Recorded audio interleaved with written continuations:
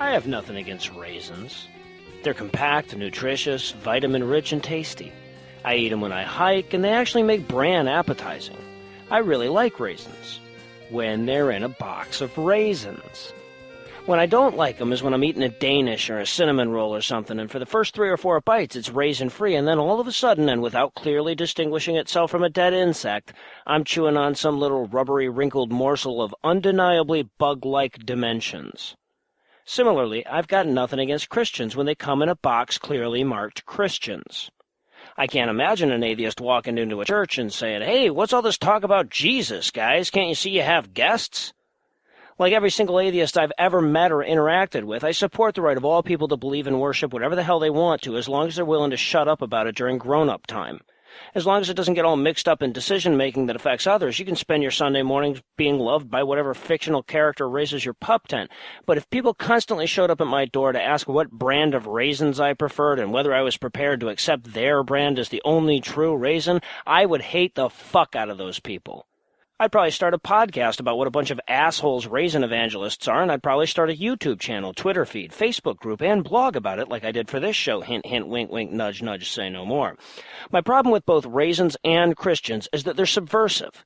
They sneak into places where they're not welcome, they intrude on otherwise secular pastries, and they seem to think that they have a right to be there and be all raisiny whenever the hell they feel like it.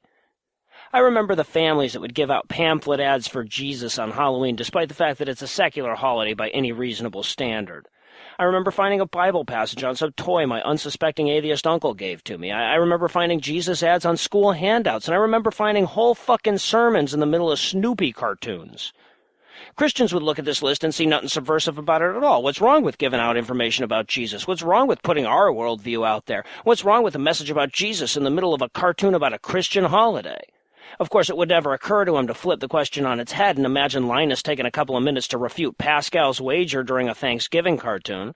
But it's a secular holiday. Shouldn't it have a secular message? They'd go apeshit if I started handing out little pamphlets of Dawkins quotes with my Halloween Snickers bars. Fox News would probably be at my door by November 2nd asking why I hated America.